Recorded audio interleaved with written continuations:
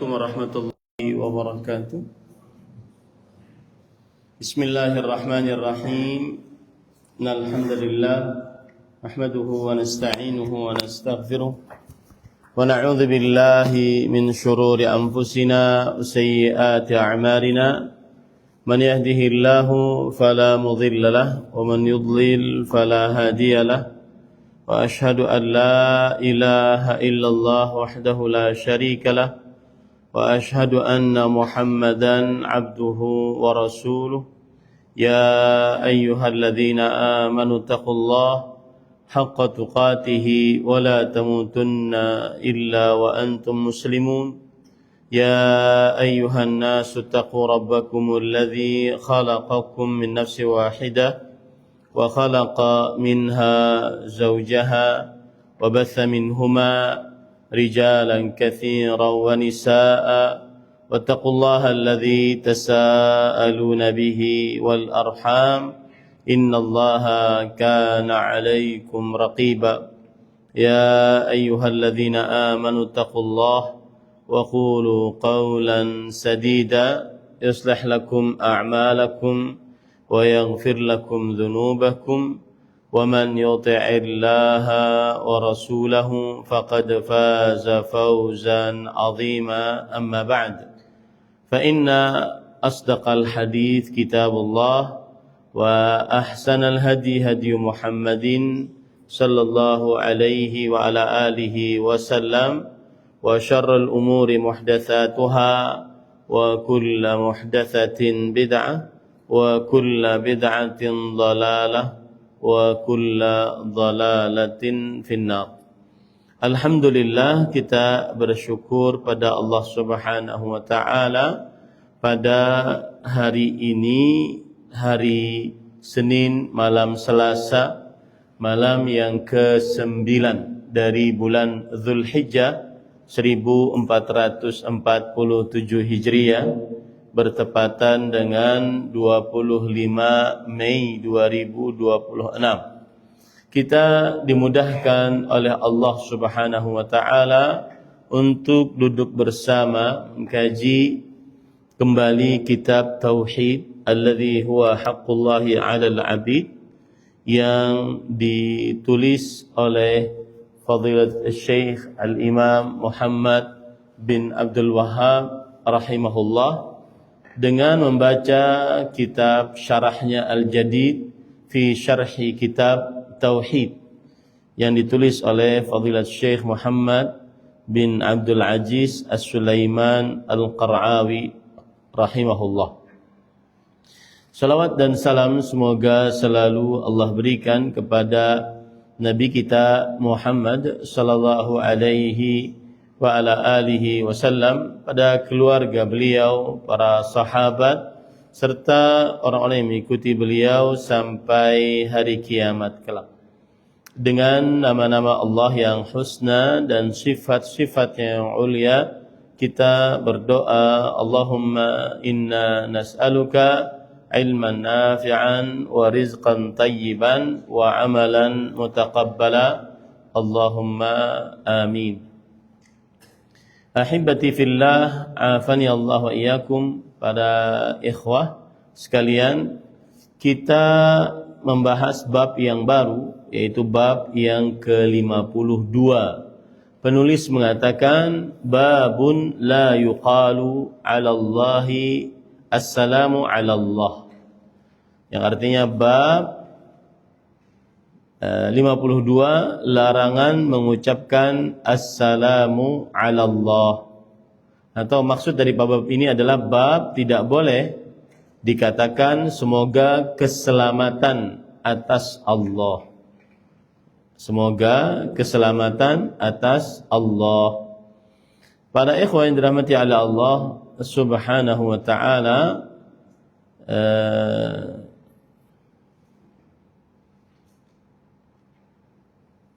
di dalam bab ini,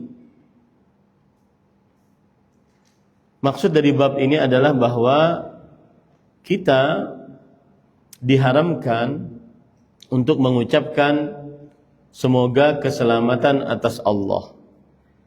Ini berarti mendoakan keselamatan untuk Allah Subhanahu wa taala. Ya, ini tidak boleh. Tidak diperbolehkan kita mengucapkan akan hal ini. Dan ini adalah penyimpangan tauhid melalui lisan. Penyimpangan tauhid melalui lisan, tidak diperbolehkan untuk mengucapkan seperti ini. Kemudian penulis membawakan dalil. Penulis rahimahullahu taala Al-Imam Muhammad bin Abdul Wahhab rahimahullah berkata, "Fi shahihi an Ibnu Mas'ud radhiyallahu anhu qala, kunna idza kunna ma'an nabiy sallallahu alaihi wasallam fi sholati qulna assalamu 'ala Allah min 'ibadihi. Assalamu ala fulan wa fulan. Faqala an-nabiy sallallahu alaihi wasallam, la taqulu assalamu ala Allah, fa inna Allaha huwas salam." Yang artinya di dalam kitab Sahih Bukhari dan Muslim dari Ibnu Mas'ud radhiyallahu anhu, beliau berkata, semula, maksudnya adalah dahulu, apabila kami salat bersama Nabi Muhammad sallallahu alaihi wasallam, kami mengucapkan semoga keselamatan untuk Allah dari para hambanya. Semoga keselamatan untuk si fulan dan si fulan. Maka Nabi Muhammad sallallahu alaihi wasallam bersabda, janganlah kamu mengucapkan assalamu ala Allah, semoga keselamatan untuk Allah, karena sesungguhnya Allah adalah As-Salam, Maha Pemberi keselamatan. Ahibati fillah, afani Allah wa iyyakum. Tadi di dalam hadis disebutkan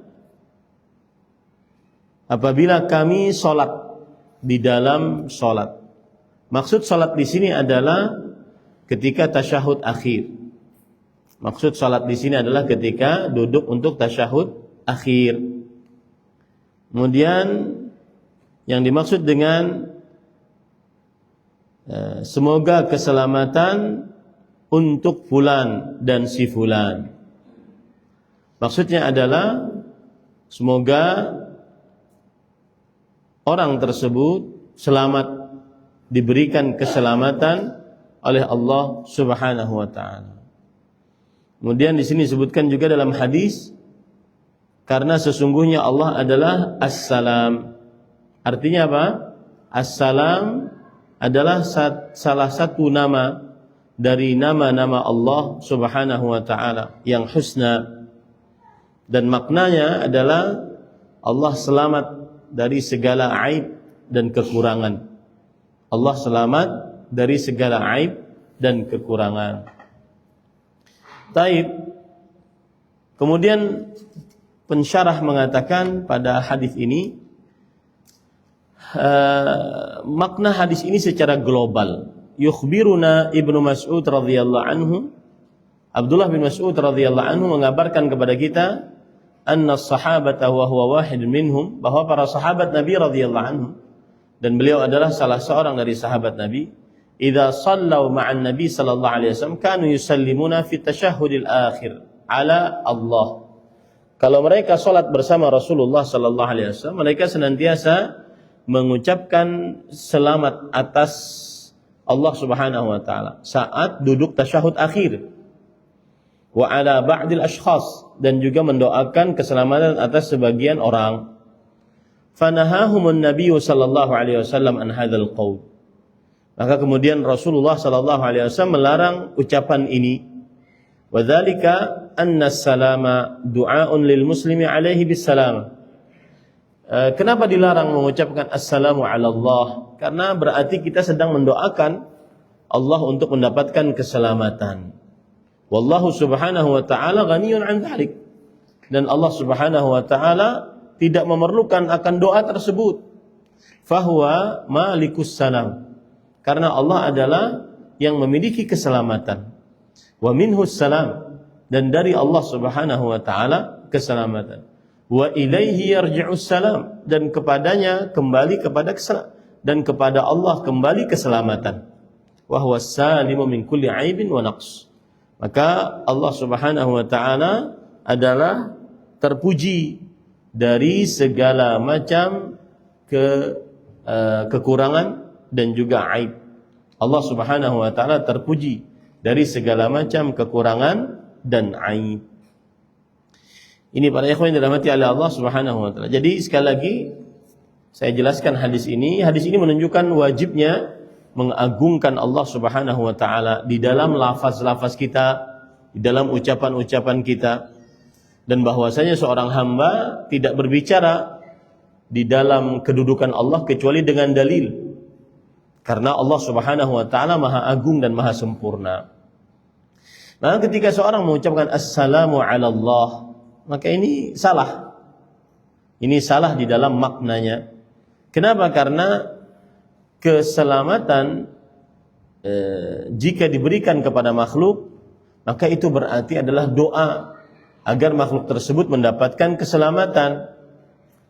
Dan Allah Subhanahu wa taala tidak didoai agar selamat. Kenapa? Karena Allah lah yang memberi keselamatan. Karena keselamatan datang dari Allah. Allah lah yang menganugerahkan keselamatan. Maka tidak perlu di Allah Subhanahu wa taala didoakan agar selamat. Sebagaimana firman Allah dalam surah Al-Hasyr ayat 23, "Huwallahu alladzi la ilaha illa huwal malikul quddusus salam." Dialah Allah yang tidak ada zat yang berhak diibadahi selain Dia, Sang Raja, kemudian yang suci, kemudian yang Maha memberi keselamatan.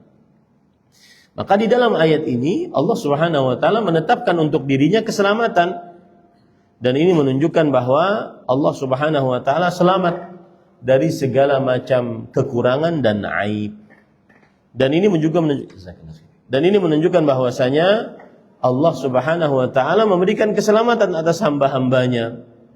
Maka tidak pantas untuk didoakan Allah agar mendapatkan keselamatan.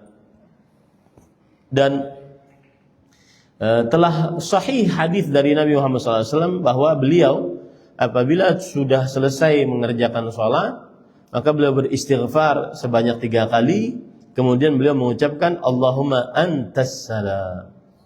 Ya Allah, engkaulah as-salam, yaitu maha pemberi keselamatan. Wa minkas salam, dan darimulah keselamatan. Tabarakta ya dzal jalali wal ikram. Yang artinya semoga keberkahan atas engkau, wahai yang maha besar dan maha mulia. Hadis riwayat Muslim. Maka inilah adab yang benar terhadap Allah Subhanahu wa taala. Tidak boleh kita mengucapkan Allahumma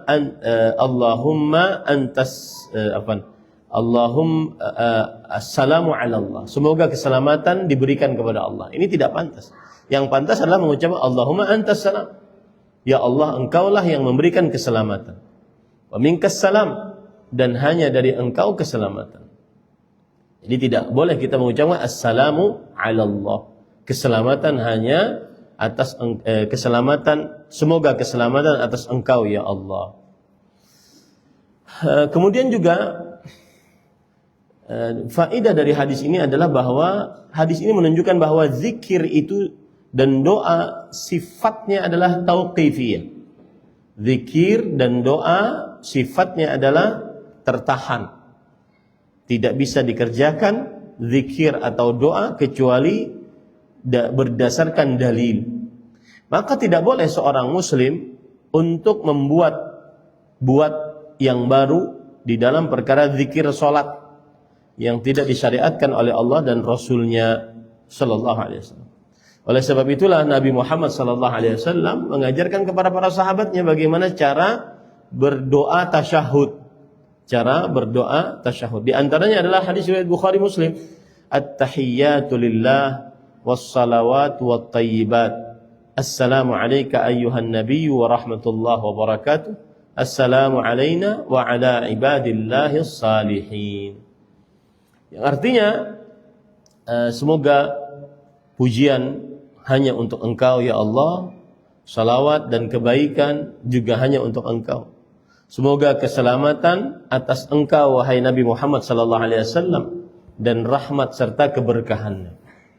Nah, ini lafaz salawat atau lafaz tasyahud akhir. Hadis riwayat Bukhari Muslim. Ada lagi lafaz yang lain, at-tahiyyatus salawatut thayyibatu lillah. Assalamu alayka ayuhan nabiy wa rahmatullahi wa barakatuh wa assalamu alayna wa ala ibadillahi salihin. Jadi ada dua lafaz. At-tahiyyatu lillah was salawatu wat thayyibat. Atau at-tahiyyatus salawatut thayyibatu lillah. Dua-duanya hadisnya sahih. Nah, sekali lagi hadis ini mengajarkan kepada kita bahwa zikir, doa itu adalah tauqifiyah. Tauqifiyah artinya tidak bisa dikerjakan kecuali berdasarkan dalil dari hadis Rasul sallallahu alaihi wasallam. Kemudian juga hadis ini menunjukkan kepada bahwa sahabat Nabi radhiyallahu anhu mereka senantiasa belajar dari Nabi Muhammad sallallahu alaihi wasallam. Lafaz-lafaz yang sangat detil di dalam ibadah. Maka apabila mereka keliru di dalam lafaz apapun atau makna, maka Nabi Muhammad SAW membenarkan mereka. Dan ini salah satu keistimewaan salafus saleh, para sahabat Nabi radhiyallahu anhu, bahwa mereka belajar langsung dari Rasulullah SAW hal-hal yang sangat detil dari syariat Islam, dan apabila mereka salah dibenarkan oleh Rasulullah SAW. Seperti hadis ini, mereka kalau lagi sholat mengucapkan assalamu ala Allah, maka dibenarkan oleh Rasulullah sallallahu alaihi wasallam. Assalamu la taqulu assalamu ala Allah lianna Allah huwa assalam. Jangan kalian ucapkan assalamu ala Allah, semoga keselamatan atas Allah, karena Allah yang memberikan keselamatan. Ini tidak terjadi kecuali di zaman para salafus saleh, para sahabat Nabi. Para sahabat Nabi radhiyallahu anhu. Makanya generasi salafus saleh mereka adalah yang paling afdal dari seluruh generasi umat Nabi Muhammad sallallahu alaihi wasallam. Karena kalau mereka salah di dalam mempraktekkan keislaman, maka dibenarkan oleh Allah kemudian oleh Rasulullah sallallahu alaihi wasallam. Oleh karena itulah kita berusaha mengikuti tata cara beragama para salafus saleh. Mengikuti tata cara beragama para salafus saleh. Karena mereka pasti benar. Para sahabat Nabi radhiyallahu anhu pasti benar. Nah, tidak mungkin Allah Subhanahu wa taala meridai mereka sedangkan mereka tidak benar di dalam menghambakan diri kepada Allah Subhanahu wa taala. Ini para ikhwan. Taib, kemudian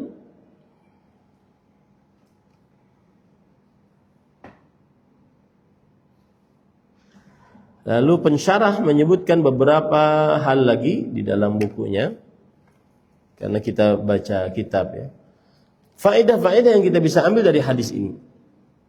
Awalan, tahrimu qaul assalamu ala Allah. Haramnya mengucapkan semoga keselamatan atas Allah. Tidak boleh mendoakan semoga keselamatan atas Allah Subhanahu wa taala. Karena Allah Subhanahu wa taala lah yang memberikan keselamatan, ya. Karena Allah Subhanahu wa taala lah yang memberikan keselamatan. Yang kedua, idza muni'al islamu min syai' arsyada ila ma yughni anhu. Yang artinya, jika dilarang oleh Islam atas sesuatu, maka Nabi Muhammad SAW akan memberikan sesuatu sebagai gantinya. Dan ini cara metodologi dalam berdakwah.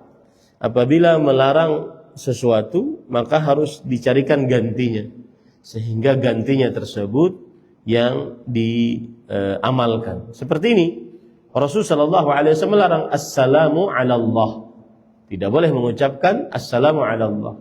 Kemudian diganti oleh Rasulullah SAW at-tahiyyatu lillah was-salawatu wat-thayyibat. Assalamu alayka ayyuhan nabiyyu wa rahmatullahi wa barakatuh. Assalamu alayna wa ala ibadillahi as-salihin. Jadi itu cara berdakwah. Para santri nanti kalau berdakwah, kalau melakukan tasfiyah, pembersihan dari kaum muslimin akan akidah-akidah yang rusak, ibadah-ibadah yang tidak sesuai dengan sunnah, akhlak-akhlak yang buruk, maka harus diganti dengan akidah yang benar, ibadah yang sesuai dengan sunnah, akhlak-akhlak yang baik. Jangan cuma melarang, tetapi juga harus ada gantiannya. Kemudian yang ketiga, yaitu Assalamu ismun min asma'illahil husna. Yang artinya keselamatan adalah Maha memberi keselamatan adalah nama-nama Allah, dari salah satu nama Allah yang husna, As-Salam. Itu adalah salah satu nama Allah Subhanahu. Kemudian faedah yang keempat, jawazud du'a lil makhluqin. Bolehnya berdoa untuk para makhluk bolehnya mendoakan bolehnya mendoakan makhluk di dalam salat. Artinya kita mendoakan makhluk agar mendapatkan keselamatan, bukan berdoa kepada makhluk ya, tapi mendoakan makhluk agar mendapatkan keselamatan. Maka ini diperbolehkan para ikhwan yang dirahmati oleh Allah Subhanahu wa taala. Nah, taib. Kemudian pensyarah mengatakan munasabatul hadits lil bab haitsu dallal hadits ala tahrim qaul assalamu ala Allah. Kesesuaian hadis ini dengan bab kita, yaitu hadis ini sesuai dengan bab karena menunjukkan haramnya ucapan assalamu ala Allah. Dan mengucapkan assalamu ala Allah tidak menghormati Allah, tidak beradab kepada Allah, dan ini mengurangi tauhid. Ya, ini mengurangi tauhid. Taib. Munasabatul hadits lit tauhid. Haitsu afada al hadits anna as-salama 'ala Allah munafin lit tauhid. Wa dzalika anna as-salama du'aun bis salamati min al-'uyub wan naqais. Wallahu munazzahun 'an dzalik. Ya, artinya kesesuaian hadis ini yang kita baca tadi dengan tauhid. Apa kesesuaiannya? Hadis ini sesuai dengan tauhid. Karena menunjukkan bahwa mengucapkan salam kepada Allah adalah ucapan yang bertentangan dengan kesempurnaan tauhid. Ya. Sebab salam dalam konteks ini bermakna doa keselamatan dari aib dan kekurangan. Sedangkan Allah maha suci dari segala aib dan kekurangan. Jadi tidak perlu kita mendoakan Allah agar suci dari aib dan kekurangan. Karena Allah sendiri maha suci dari aib dan kekurangan. Nah, ini pada ikhwan yang dirahmati oleh Allah Subhanahu wa ta'ala. Jadi intinya bab ini menunjukkan bahwa salah satu cara merealisasikan tauhid adalah bahwa mensucikan Allah Subhanahu wa taala dari segala macam hal yang tidak layak bagi Allah Subhanahu wa taala. Termasuk di dalamnya ucapan-ucapan. Seperti mendoakan agar Allah mendapatkan keselamatan. Maka ini tidak boleh. Kenapa? Karena Allah lah yang memberi keselamatan kepada seluruh makhluk, dan Allah lah yang maha selamat dari segala macam kekurangan dan aib. Nah, ini para ikhwan yang dirahmati oleh Allah Subhanahu wa ta'ala. Baik, itu bab yang ke-52. Sekarang kita masuk kepada bab yang ke-53. Malam ini agak banyak babnya karena pendek-pendek ya. Saya ingin menyelesaikan kitab tauhid dengan segera. Kemudian baru istirahat kita. Istirahat. Nah, bab yang ke-53, penulis berkata, yaitu bab 53, babu qauli Allahumma ghfirli in syi'ta. Yang artinya bab 53, doa dengan ya Allah, ampunilah aku jika engkau menghendaki. Ampunilah aku jika engkau menghendaki. Para ikhwan yang dirahmati oleh Allah Subhanahu wa ta'ala, bab ini maksudnya adalah termasuk kesempurnaan tauhid. Kalau seseorang berdoa, maka berdoalah dengan penuh tekad. Termasuk kesempurnaan tauhid, maka berdoalah dengan penuh tekad. Yaitu misalkan, ya Allah, ampunilah aku. Tidak perlu mengucapkan ya Allah, ampunilah aku jika engkau menghendaki. Kata-kata jika engkau menghendaki ini yang bermasalah. Dan ini menunjukkan ketidaksempurnaan tauhid. Ini menunjukkan ketidaksempurnaan tauhid. Ini para ikhwan yang dirahmati Allah Subhanahu wa taala. Baik. Kemudian penulis membawakan dalil. Penulis berkata, "Fi sahihi an Abi Hurairah radhiyallahu anhu anna Rasulullah sallallahu alaihi wasallam qala, la yaqul ahadukum Allahumma ighfirli in syi'ta, Allahumma arhamni in syi'ta, liya'zimil mas'alah fa inna Allah la mukriha lahu." Wali muslimin wal yu'zim raghbata fa inna Allah la yata'azzamuhu syai'un a'tah. Yang artinya di dalam kitab Sahih Bukhari dan Muslim dari Abu Hurairah radhiyallahu anhu, Rasulullah sallallahu alaihi wasallam bersabda, janganlah ada seseorang di antara kalian yang berdoa, ya Allah, ampunilah aku jika engkau menghendaki. Atau berdoa, ya Allah, limpahkanlah rahmatmu kepadaku jika engkau menghendaki. Tetapi hendaklah ia berdoa, hendaklah berkeinginan kuat dalam permohonannya itu. Karena sesungguhnya Allah tiada sesuatu pun yang memaksanya untuk berbuat sesuatu. Sesungguhnya Allah tidak ada yang dapat memaksanya. Dalam riwayat Muslim, dan hendaklah ia membesarkan harapannya karena sesungguhnya Allah tidak merasa berat atas sesuatu yang dia berikan. Para ikhwan yang dirahmati oleh Allah, fi sahih maksudnya dalam hadis riwayat Bukhari dan Muslim. Dari Abu Hurairah radhiyallahu anhu, beliau adalah Abdurrahman bin Sakhar ad-Dawsi. Abdurrahman bin Sakhar ad-Dawsi, seorang sahabat Rasul sallallahu alaihi wasallam dari daerah Daus, Yaman, masuk Islam tahun ke-7 Hijriah. Dan disebutkan di dalam hadis ini, janganlah ada seorang di antara kalian yang berdoa, Allahumma ighfirli in syi'ta.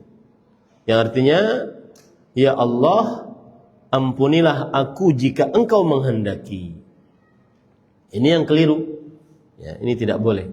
Kemudian disebutkan dalam hadis, atau berdoa, ya Allah, limpahkanlah rahmatmu kepadaku jika engkau menghendaki. Ini juga tidak boleh. Tetapi hendaklah berkeinginan kuat. Nah, liya'zimil mas'alah, berkeinginan kuat dalam permohonannya itu. Apa maksudnya itu? Yaitu ketika kita berdoa, hendaklah kita yakin Allah mengabulkan. Itu yang dimaksud dengan hendaklah berkeinginan kuat dalam permohonannya itu. Artinya ketika berdoa, hendaklah seorang yakin saat berdoa. Tidak perlu mengatakan jika engkau menghendaki. Tidak perlu. Ampuni aku, rahmati aku. Tidak perlu mengatakan jika engkau menghendaki. Karena kata jika engkau menghendaki menunjukkan kepada seakan-akan tidak yakin. Seakan-akan tidak bulat tekadnya berdoa kepada Allah Subhanahu wa ta'ala. Kemudian tadi disebutkan fa innallaha la yata'azzamuhu syai'un a'tah. Sesungguhnya Allah tidak sesuatu apapun yang memaksanya untuk berbuat. Maksudnya adalah Allah Subhanahu wa taala tidak ada yang menyulitkan Allah sesuatu apapun. Jika Allah ingin ngasih, Allah akan kasih. Jika Allah ingin menahan, Allah akan menahan. Tidak ada yang menyulitkan Allah Subhanahu wa taala sesuatu apapun. Makanya berdoanya jangan sampai tadi pakai jika engkau menghendaki. Karena seakan-akan itu ada sesuatu yang berat bagi Allah. Atau seakan-akan Allah terpaksa mengerjakan itu. Ini tidak boleh. Ya. Nah, para ikhwan yang dirahmati oleh Allah Subhanahu wa taala, jadi penulis mengatakan di sini asy-syarh al-ijmali, yaitu penjelasan secara global. Lamma kana al-kullu muftakiran ila Allah azza wa jal, wallahu huwal ghaniyul hamid, naha Rasulullah SAW man arada ad-du'a an yu'alliqa matlubahu bi masyiatillah. Yang artinya Karena seluruh makhluk sangat memerlukan Allah, sedangkan Allah Maha Kaya lagi Maha Terpuji, maka Rasul sallallahu alaihi wasallam melarang seseorang yang berdoa untuk menggantungkan permintaannya dengan kehendak Allah. Ya, tidak boleh menggantungkan permintaannya, doanya dengan kehendak Allah. Karena manusia sangat memerlukan Allah. Artinya gini, kalau kita katakan, ya Allah rahmati aku jika engkau hendaki. Artinya jika engkau enggak menghendaki juga enggak apa-apa. Nah, ini seakan-akan kita tidak perlu Allah. Nah, ini tidak boleh. Kenapa? Karena kita ini hamba Allah yang sangat memerlukan Allah Subhanahu wa taala. Itu maksudnya, ya. Lianna dzalika yushiru bi'adamil ihtimam bil madlum. Yang artinya karena itu menunjukkan kepada kurangnya kesungguhan terhadap yang diminta. Artinya terserah engkau, kalau mau ngasih ya kasih, kalau enggak ya sudah. Saya juga enggak perlu. Nah, ini enggak boleh. Ya, ini tidak diperbolehkan. Kemudian penulis mengatakan, wa dzalika yunafil iftiqar alladhi huwa ruhu ibadati du'a.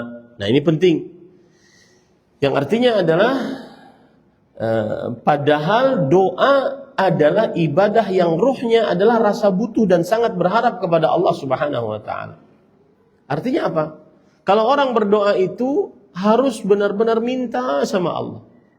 Ruhnya doa itu adalah merasa perlu sama Allah, berhajat kepada Allah, lemah di hadapan Allah Subhanahu wa taala. Nah, itu doa. Kalau orang mengatakan, ya Allah ampuni aku jika engkau menghendaki, seakan-akan rohnya itu hilang.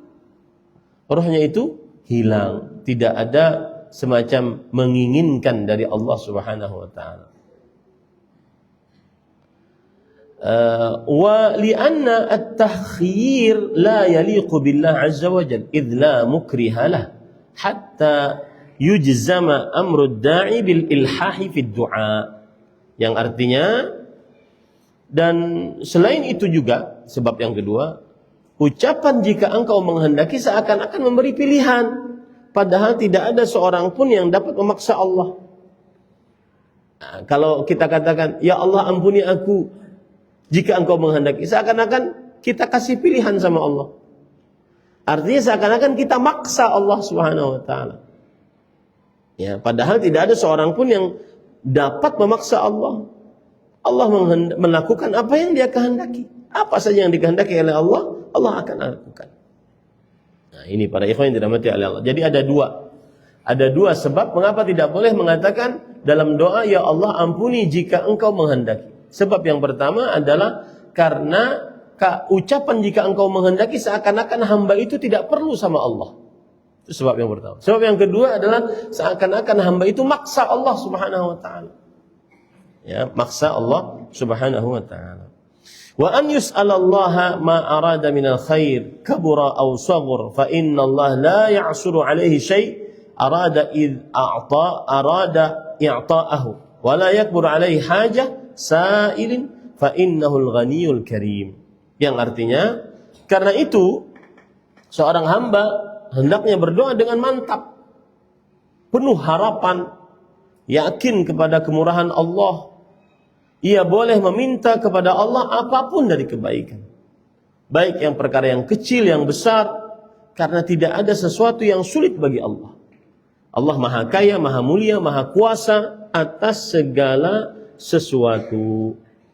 Maka para ikhwan yang dirahmati oleh Allah, sekali lagi, hadis ini menunjukkan kepada adab yang agung di dalam adab berdoa.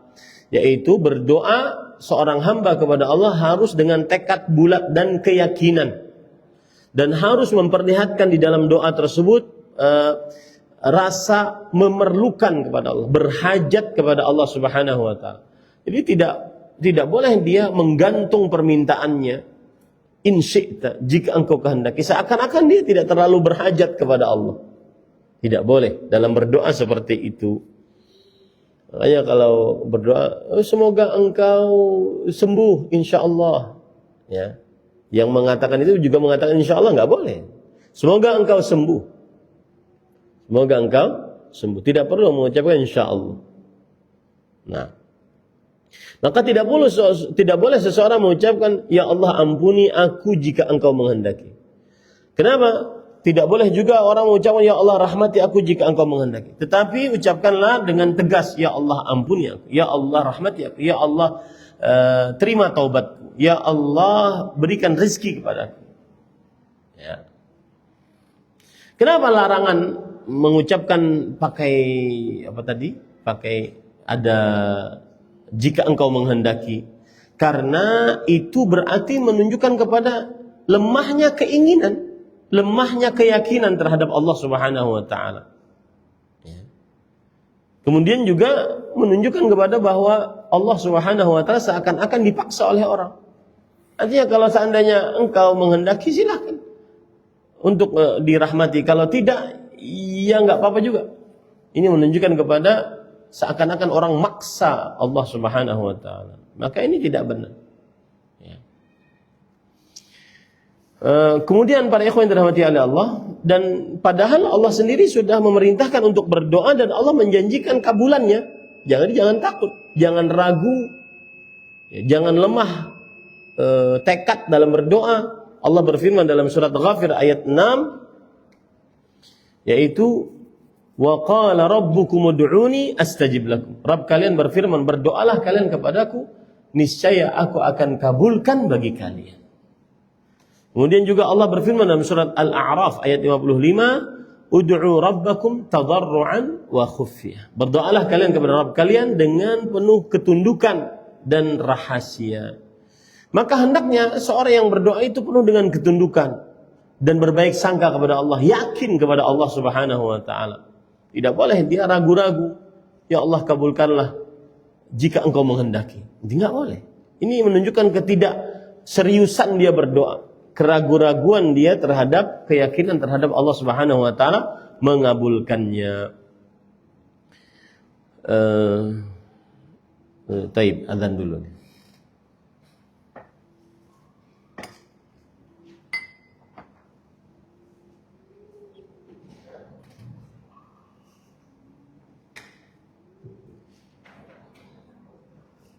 Allah Akbar,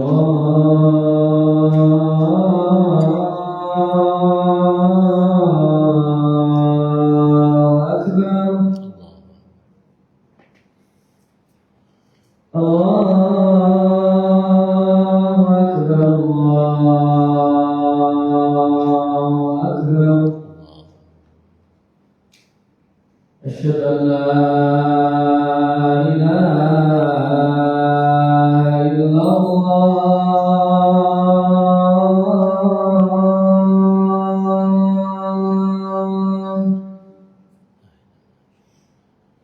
Asyhadu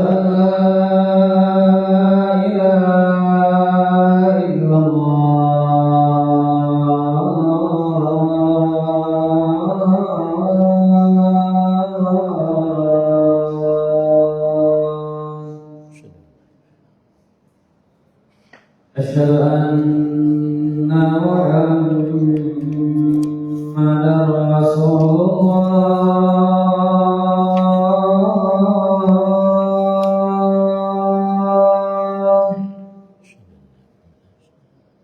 Asyhadu anna Muhammadar Rasulullah.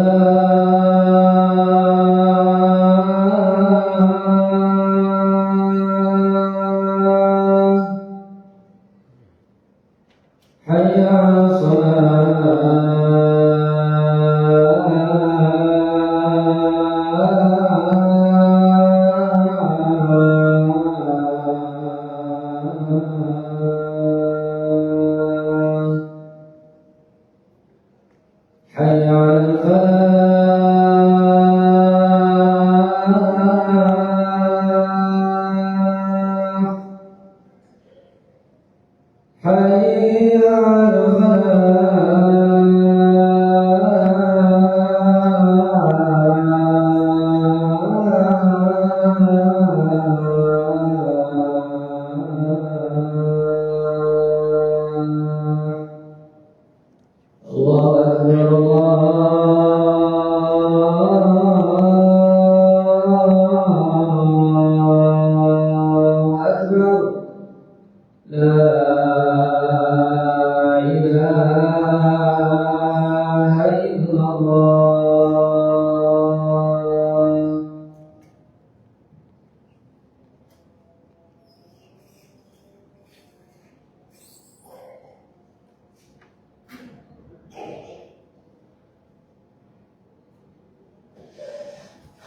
Baik, para ikhwan yang dirahmati oleh Allah Subhanahu wa taala.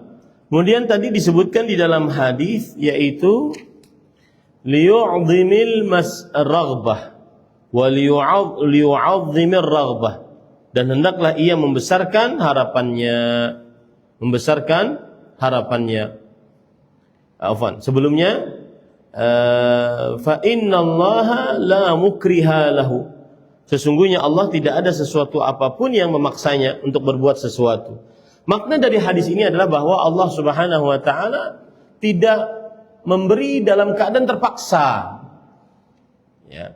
Jadi kata-kata jika engkau menghendaki, seakan-akan terpaksa Allah memberi itu. Dan juga tidak melarang karena Allah tidak sanggup untuk memberi, enggak. Tidak ada yang seorang pun yang bisa mengalahkan Allah, dan tidak ada seorang pun yang menolong Allah Subhanahu wa taala. Allah lah sang raja, Allah yang maha kuasa.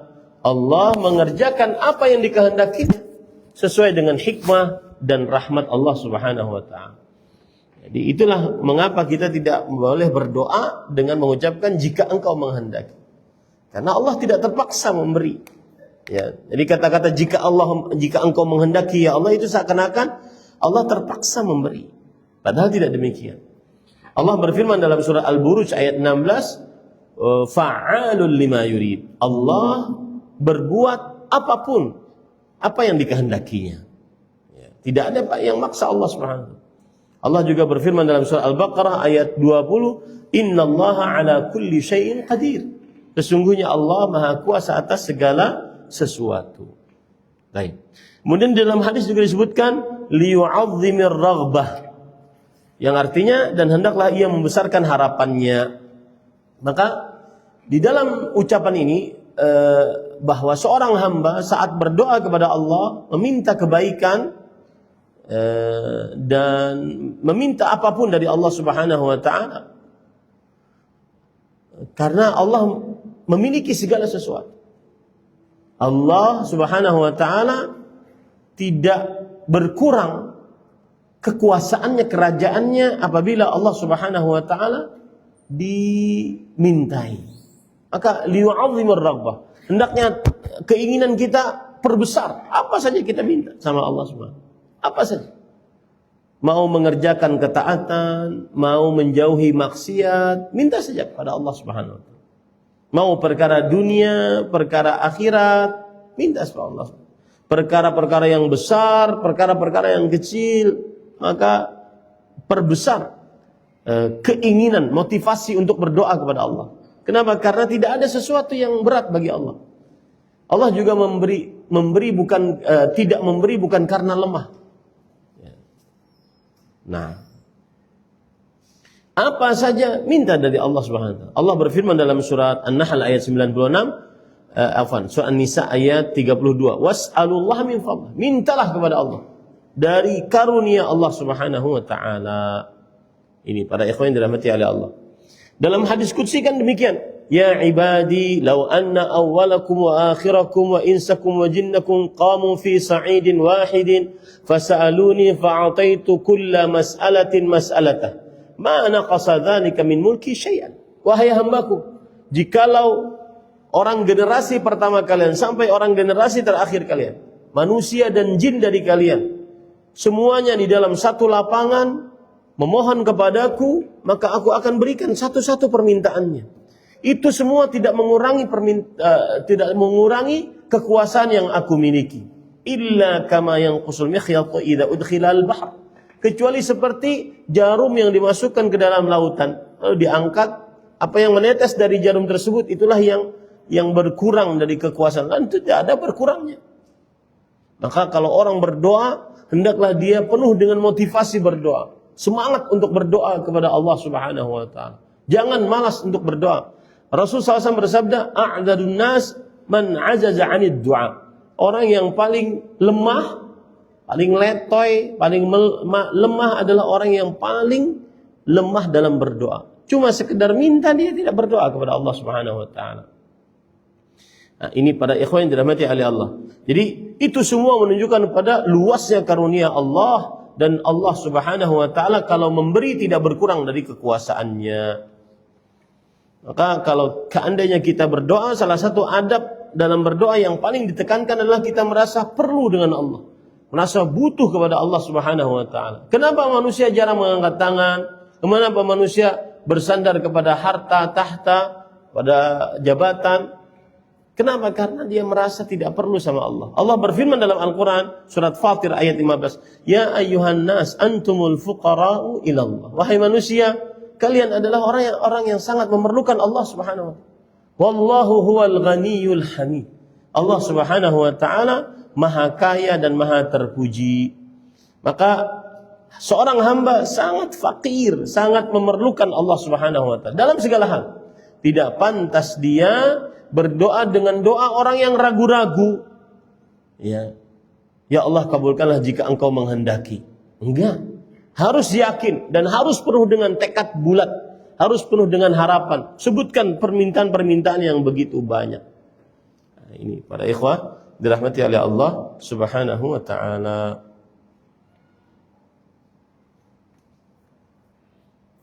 Nah, itu adalah bab yang ke-54. Sekarang kita masuk 53 ya. Sekarang kita masuk kepada bab yang ke-54.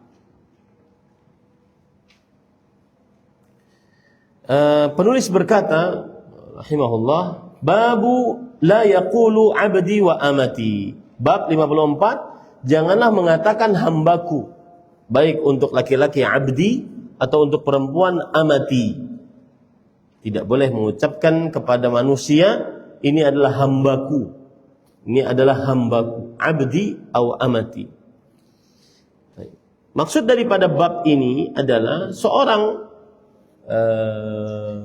majikan atau pemilik budak tidak boleh mengatakan kepada budaknya abdi kalau laki-laki atau amati kalau perempuan. Hambaku laki-laki atau hambaku perempuan enggak boleh. Dan ini penyimpangan terhadap tauhid.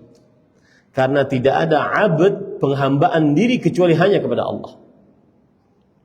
Nah, itu maksud daripada bab ini. Penulis mengatakan fi sahihi an Abi Hurairah radhiyallahu an anna Rasulullah sallallahu alaihi wasallam qala la yaqul ahadukum at'im rabbak waddi rabbak wal yaqul sayyidi wa maulaya wal yaqul ahadukum abdi wa amati wala yaqul ahadukum abdi wa amati wal yaqul fataya wa fatati wa gulami. Arti dari hadis ini adalah diriwayatkan dalam Sahih Bukhari dan Muslim dari Abu Hurairah radhiyallahu an bahwa Rasul sallallahu alaihi wasallam bersabda, janganlah seseorang di antara kalian mengatakan kepada sahayanya dan atau pelayannya atau pembantunya, pembantu rumah tangganya, asisten rumah tangganya, enggak boleh mengucapkan hidangkan makan atau berikan air wudu kepada Rabbak. Karena penggunaan Rabb itu tidak boleh kecuali hanya kepada Allah. Atau hendaklah pelayan mengatakan Tuhan, tetapi hendaklah pelayan mengatakan Tuanku, bukan Rabbku. Atau Sayyidi wa Maulaya, itu boleh. Kemudian jangan pula seseorang di antara kalian mengatakan kepadanya Abdi, hambaku, untuk laki-laki Abdi. Amati, hambaku, untuk perempuan. Tetapi hendaklah mengatakan fataya, yaitu ini adalah pemudaku. Atau fatati, ini adalah pemudiku. Atau gulami, atau ini adalah anak laki-lakiku. Nah, para ikhwan yang dirahmati oleh Allah Subhanahu wa taala, kenapa tidak boleh mengucapkan beri makan Rabbmu, bawakan air wudu Rabbmu? Rabb, istilah Rabb tidak boleh diberikan kepada manusia. Kenapa? Karena arti Rabb adalah Al-Khaliq, Al-Murabbi, Al-Mutasarrif, yang maha pencipta, yang maha pengatur, yang maha berkuasa. Dan itu adalah salah satu nama dari nama-nama khusus milik Allah Subhanahu wa taala. tidak boleh diberikan kepada selain Allah Subhanahu Ar-Rabb. Ya, makanya Allah berfirman, Alhamdulillahi Rabbil Alamin. Rabb adalah khusus nama-nama Allah Subhanahu wa taala. Tidak boleh orang menggunakan kata Rabb selain untuk Allah Subhanahu wa taala. Kemudian di sini disebutkan, tetapi ucapkanlah Sayyidi, yang artinya tuanku. Tuanku yang maksudnya adalah yang menguasaiku, yang memiliki aku sebagai budak, ya, kemudian yang mempekerjakanku. Nah, ini boleh. Ya, Sayyidi atau Maulaya, ini boleh. Nah, kemudian para ikhwah, jadi di dalam hadis ini terdapat penjelasan. Saya bacakan penjelasan disebutkan oleh penulis. Lamma kanatil rububiyyatu wal ubudiyyah tadullani 'ala at-ta'zim alladhi la yaliqu illa billah 'azza wa jalla, naha Rasulullah an yusamma as-sayyidu rabban. Ketika rububiyah, kekuasaan, penciptaan, pengaturan, dan juga ibadah, penghambaan hanya milik Allah, karena kedua-duanya ini menunjukkan kepada pengagungan, tidak layak diberikan kecuali hanya kepada Allah. Makanya Rasulullah sallallahu alaihi wasallam melarang orang memakai kata Rabb untuk makhluk. Rabb untuk makhluk. Dan kata abd untuk budak, enggak boleh. Ya, hamba tidak boleh. Karena kenapa? Karena yang Rabb, yang memiliki kekuasaan penciptaan pengaturan hanya Allah. Dan yang berhak untuk diberikan gelar abd hanya makhluk-makhluk Allah. Ya. Tidak boleh orang memakai kepada pembantunya, budaknya, kata abd atau amah. Yang boleh dia pakai adalah kata fataya, fatati. Ini adalah pemuda pekerjaku. Ini adalah pemudi pekerjaku. Nah, itu boleh.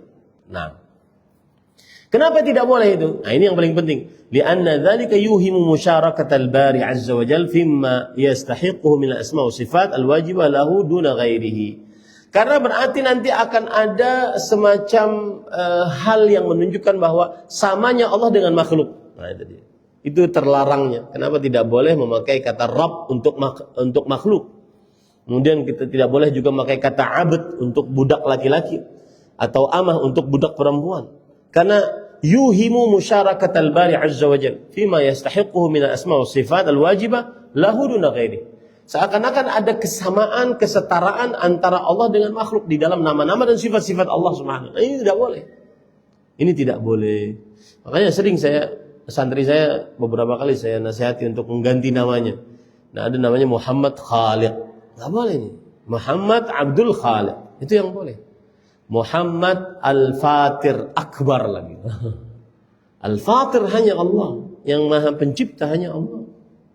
Akbar lagi. Besar. Ya, kalau orang tuan guru dulu di Banjar ngarannya keganalan, ngarannya ketinggian, itu benar itu. Tidak boleh bernama seperti itu. Sama misalkan nama Rahman, Rahman tidak boleh tanpa Abdur di depannya, karena itu nama khusus milik Allah Subhanahu wa taala. Nah, kemudian Rasul SAW seperti yang saya ungkap tadi, kalau berdakwah ketika melarang sesuatu harus diganti dengan sesuatu. Jangan cuma tasfiyah, menghilangkan yang buruk-buruk, tapi juga harus tarbiyah, yaitu memberikan yang baik dan dididik di atas yang baik tersebut. Rasulullah SAW ketika melarang jangan memakai kata Rabb untuk manusia, maka beliau katakan, tapi ucapkanlah Maulaya ataupun Sayyidi. Nah, itu boleh. Saya kalau di Arab Saudi lagi ngobrol-ngobrol sama orang Arab, misalkan lagi di rumah makan ataupun dari di beli-beli dengan orang Arab asli, ya, maka saya jarang mengucapkan saya sering mengucapkan ya fulan, ya tayyib atau ya sayyid. Itu untuk menghormati orang tersebut. Ya tayyib maksudnya wahai orang baik, ya sayyid wahai orang yang saya muliakan. Nah, itu boleh. Karena saya enggak tahu namanya, maka saya mengucap ya tayyib. Ya ya Tayyib, ya Sayyid, gitu. Untuk memuliakan orang tersebut.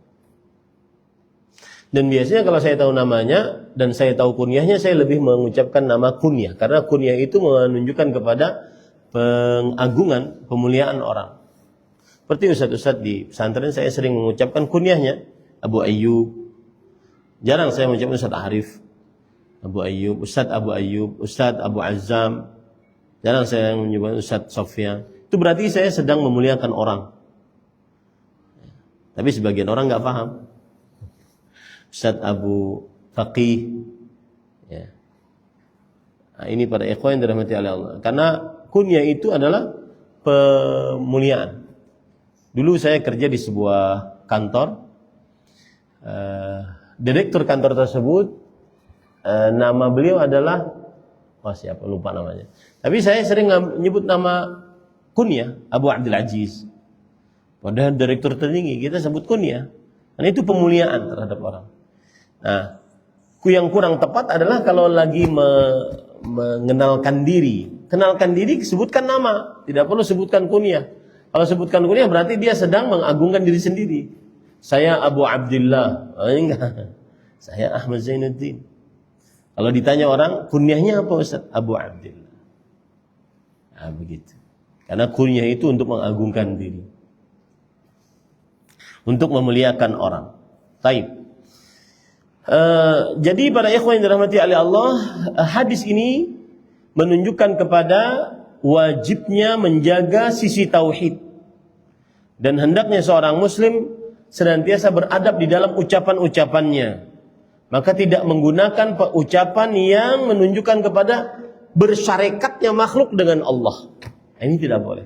Jauhi ucapan-ucapan yang menunjukkan kepada bersyarikatnya makhluk dengan Allah Subhanahu wa taala. Contoh misalkan lafaz Rabb, maka itu tidak boleh diucapkan kecuali hanya untuk Allah Subhanahu wa taala. Ar-Rabb, Rabbul Jalali wal Ikram, Rabbul Arsyil Azim. Ya, karena kata Rabb itu menunjukkan kepada yang Maha Pencipta, yang Maha Pengatur, yang Maha Berkuasa. Dari situlah diambil kata-kata rububiyah. Rabb, Allah mempunyai rububiyah. Yaitu Allah lah yang Maha Pencipta, Pengatur dan Berkuasa. Allah berfirman dalam Al-Quran, Alhamdulillahi Rabbil Alamin. Segala puji bagi Allah yang Rabb semesta alam. Begitu juga dalam surat Al-An'am ayat 64. Qul aghairallahi abghi rabban wa huwa rabbu kulli syai'. Katakanlah wahai Muhammad, apakah selain Allah aku mencari Rabb? Padahal Allah Rabb segala sesuatu. Ini tidak boleh diberikan kata Rabb kecuali hanya untuk Allah Subhanahu wa taala. Tapi Ustaz, kalau ada orang bernama di KTP Tuhan. Pernah ada tuh di media sosial. Nama Tuhan. Baihaqi. Boleh enggak? Enggak boleh. Kenapa? Bukhari Muslim. Kashful Anwar. Kenapa enggak boleh orang bernama Tuhan? Jar orang Banjar, sarah kuai. Kenapa tidak boleh bernama Tuhan? Karena Tuhan itu adalah konotasinya Rabb. Coba tulis dalam kamus besar bahasa Indonesia, Tuhan. Tuhan adalah yang maha memelihara, yang maha pengatur, yang maha berkuasa. Itu tidak boleh kecuali diberikan kepada Allah Subhanahu wa taala. Pernah kan ada di dalam media sosial nama KTP atasnya kemudian nama Tuhan. Alhamdulillah karena dinamai semesta alam. Nah, ini tidak boleh. Dan kadang-kadang di Indonesia ini, karena sebagian kan orang ajam ya, sebagian besar orangnya orang tidak paham bahasa Arab. Akhirnya namanya kadang ada beberapa kekeliruan. Seperti yang sudah saya contohkan tadi. Ini khusus kita menyebutkan tentang nama ya. Contoh kekeliruan memakai nama Allah tanpa abd, Rahman Idris. Nah itu keliru. Yang benar adalah Abdurrahman atau Razzaq. Ini tidak boleh karena Maha pemberi rezeki. Hanya Allah Subhanahu wa taala. Maka harus ada abd di depannya, Abdur Razzaq. Itu banyak terjadi. Yang banyak terjadi juga adalah penggunaan kata ibnu. Ibnu itu artinya anak. Ibnu itu artinya adalah anak. Ada orang bernama Ibnu Umar. Ada orang bernama Ibnu Umar. Lalu saya tanya dia, kamu namanya siapa? Ibnu Umar. Kalau dalam bahasa Indonesia, anaknya Umar. Lalu saya tanya lagi, bapakmu namanya siapa? Nama bapak adalah Anang. Ya, berarti Ibnu Umar bin Anang, anaknya Umar bin Anang. Nah ini kan keliru jadi. Ya. Jadi kata Ibnu itu lebih baik. Iya memang itu adalah panggilannya seorang sahabat Nabi yang bernama Abdullah bin Umar dipanggil dengan Ibnu Umar. Abdullah anak Umar dipanggil dengan Ibnu Umar. Arti Ibnu Umar adalah anak Umar. Nah kemudian sampai di Indonesia dijadikan sebagai nama. Kenapa? Karena ini kan sahabat Nabi. Maka kita katakan namanya bukan Ibnu Umar. Namanya siapa? Abdullah bin Umar. Ibnu Umar itu panggilannya anak Umar. Sama seperti anak fulan. Nah itu sama. Bubur mama pipit. Itu sama, mama pipit. Gitu ya. Itu kekeliruan yang kedua. Saya beri contoh misalkan ada santri bernama Muhammad Ibnu Ramadan. Ibnu Ramadan, saya tanya, Mas Mu'abik, siapa nama bapakmu? Bukan Ramadan, bukan. Berarti kan Muhammad Ibnu Ramadan itu adalah nama dia. Ya, padahal kata ibnu itu tujuannya untuk apa? Anak. Itu yang kedua. Yang ketiga,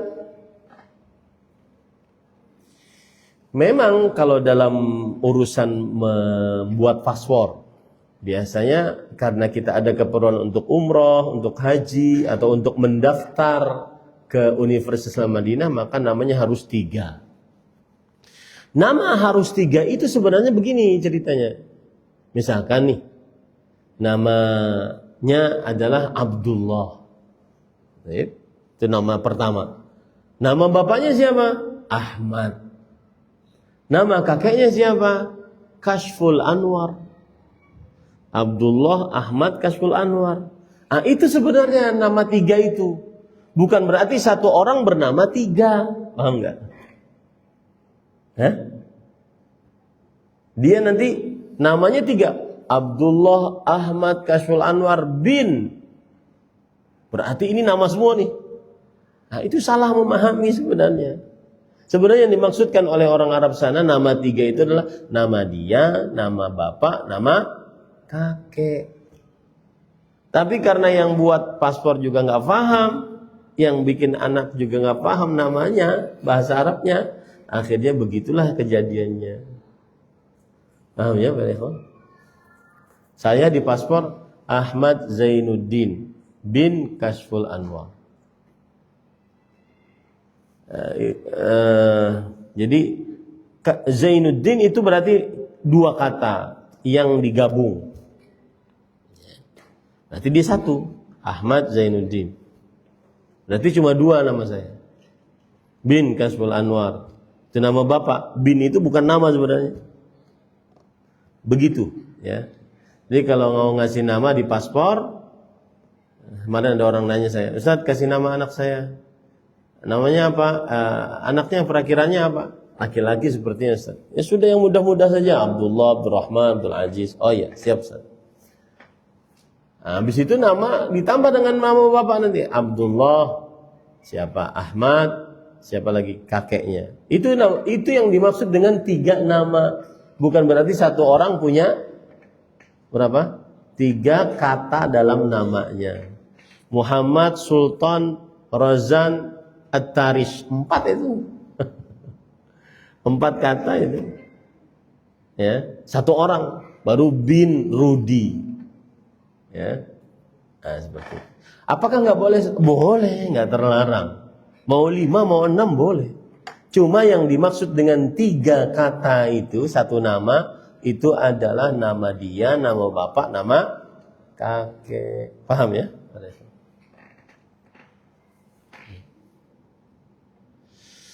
Taib, pada ikhwan yang dirahmati oleh Allah Subhanahu wa taala. Jadi intinya bab ini adalah bahwa seorang muslim harus mengagungkan nama-nama Allah dan kekhususan-kekhususan yang dimiliki oleh Allah, dan menjauhi lafaz-lafaz yang menggambarkan bersyarikatnya Allah dengan makhluk. Maka tidak boleh seorang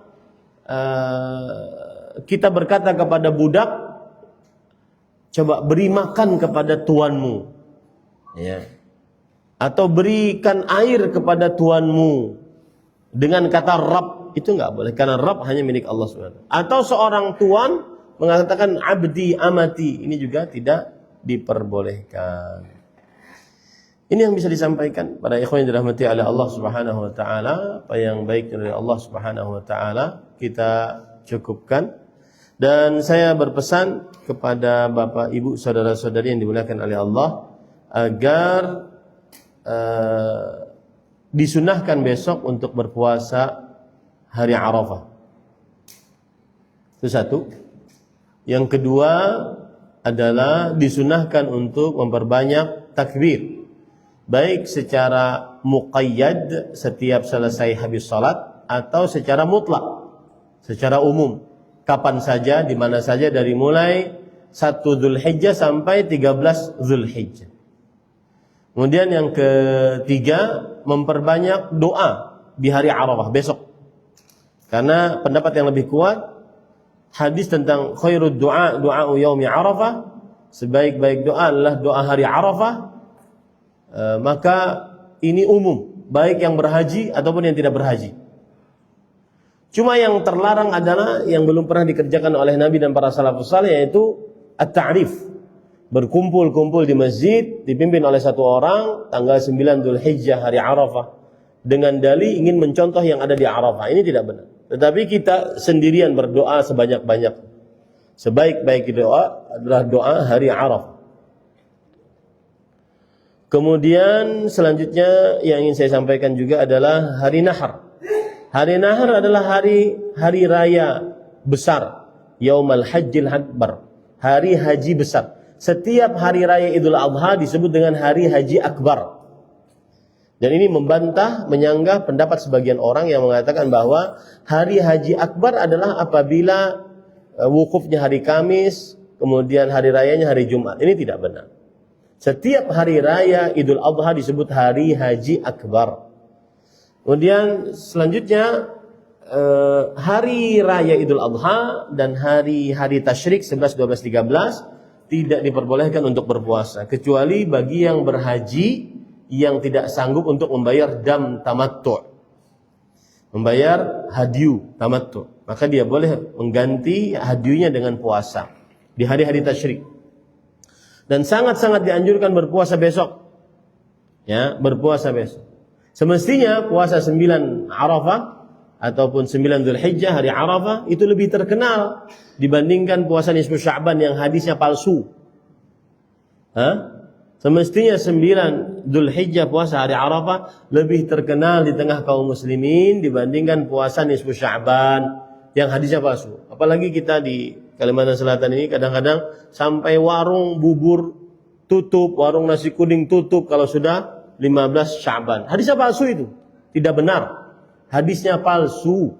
Yang benar adalah tanggal 9 Dzulhijjah semestinya lebih populer di tengah masyarakat. Hadisnya sahih riwayat Muslim. Hadisnya sahih riwayat Muslim. Tapi begitulah syaitan. Kadang-kadang yang palsu-palsu lebih populer di tengah kaum muslimin dibandingkan yang hadis sahih. Habis itu ujung-ujungnya kita dikatakan Wahabi, antek Yahudi. Silakan aja itu nanti bertanggung jawab di hadapan Allah Subhanahu wa taala. Taib, itu yang bisa disampaikan, apa yang baik dari Allah Subhanahu wa taala. Sallallahu nabiyana Muhammad walhamdulillahirabbil alamin. Subhanakallahumma wa bihamdika asyhadu an la ilaha illa anta astaghfiruka wa atubu ilaik. Wassalamu alaikum warahmatullahi wabarakatuh.